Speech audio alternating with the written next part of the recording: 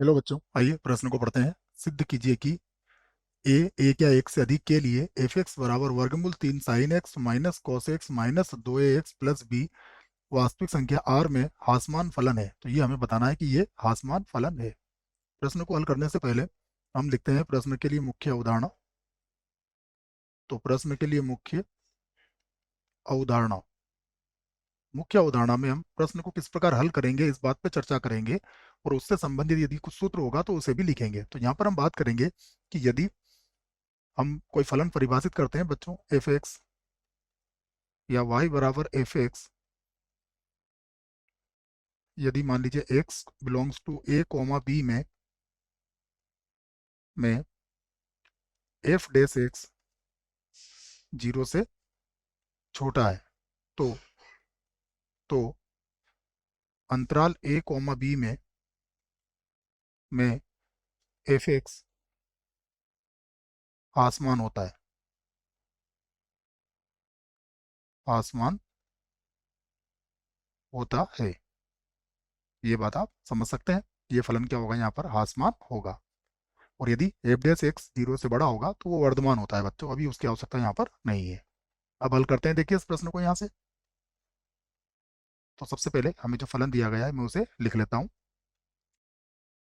यह है हमारे पास एफ एक्स बराबर वर्गमूल 3 sin x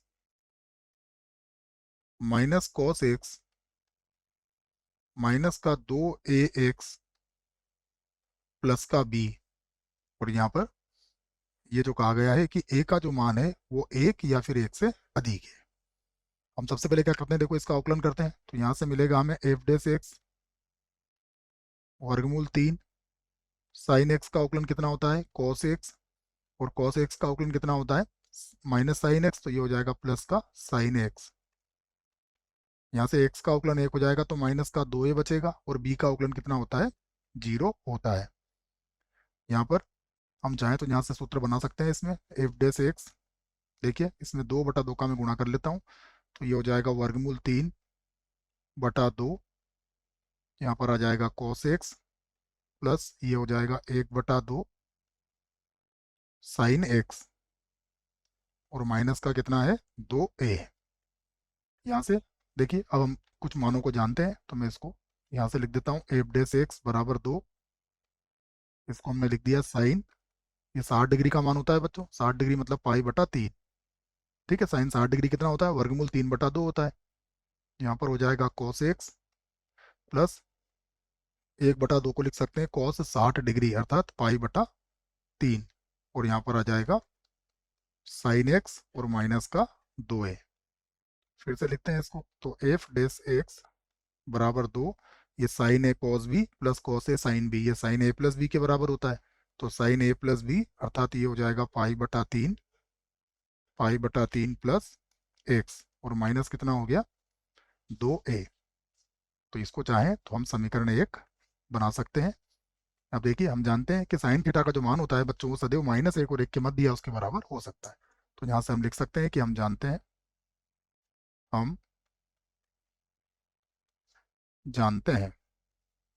क्या जानते हैं कि साइन अगर पाई/3 प्लस एक्स की बात की जाए तो इसका जो मान होगा वो क्या होगा, -1 या 1 से अधिक और 1 या 1 से कम होगा। सबसे पहले हम क्या करते हैं, देखो जो हमें F D S F x लाना है, उसके लिए हम सबसे पहले मैं इसको 2 का से गुणा कर देता हूँ। तो यदि इसको 2 से गुणा किया जाए तो ये होगा माइनस का 2, यहाँ पर हो जाएगा 2 साइन पाई/3 प्लस एक्स, और यहाँ पर भी कितना आ जाएगा, 2। अब 2a घटा देते हैं सभी में से, तो ये हो जाएगा माइनस का 2a, यहाँ पर हो जाएगा 2 साइन पाई/3 प्लस एक्स माइनस का 2a, और यहाँ पर भी आ जाएगा 2 माइनस 2a। तो ये हो जाएगा माइनस का 2a। और ध्यान से देखें तो ये किसके बराबर हो गया है, एफ डेस एक्स के, और यहाँ पर हो गया 2 माइनस 2a। और यहाँ पर देखिए यदि ए का मान क्या है, एक या एक से अधिक है। यदि ए का मान एक रखते हो बच्चों तो सदैव ये क्या आएगा, ऋणात्मक आएगा, ये जीरो से कम ही आएगा, क्योंकि यदि ए का मान एक भी रखोगे तो ये इधर क्या बन जाएगा, -4, इधर क्या आ जाएगा आपका 0। तो ये सदैव मान क्या होगा आपका, और यदि ए का मान एक से अधिक रखते हो, 2, 3, 4, तो ये मान सदैव क्या मिलेगा आपको, ऋणात्मक ही मिलने वाला है। तो यहाँ पर हम कह सकते हैं कि यदि यदि ए का मान क्या है, एक या एक से अधिक है, तब तब एफ डेस एक्स क्या मिलेगा आपको, जीरो से कम ही मिलने वाला है बच्चों। ठीक है, इसका मान या तो जीरो से या जीरो से कम मिलेगा। ठीक है ना, तो यहाँ पर चाहो तो आप बराबर जीरो भी लिख सकते हो। तो ये जीरो या जीरो से कम होगा प्रत्येक एक्स बिलोंग्स टू किसके लिए, आर के लिए। ठीक है, तो यहाँ पर देखिए मुख्य उदाहरण में हमने देखा था कि ये हमारा जो मान होगा ये इससे कम या फिर इसके बराबर भी हो सकता है बच्चों। ठीक है ना, अगर ये बराबर नहीं होता है तो वो निरंतर हमारा क्या होता है, हासमान होता है। यहाँ पर केवल हासमान कहा गया है तो बराबर के चिन्ह का भी प्रयोग हम कर सकते हैं। ठीक है, अगर बराबर नहीं है तो ये निरंतर आसमान होता है, और अगर आसमान है तो यहाँ पर बराबर भी हो सकता है, ये याद रखें आप। तो यहाँ पर हमारा बराबर भी आ चुका है, तो हम कह सकते हैं कि अतः अतः एफ एक्स अतः पूरा लिख देते हैं इसको, अतः एफ एक्स जो फलन है हमारे पास, एक्स बिलोंग्स टू आर के लिए सदैव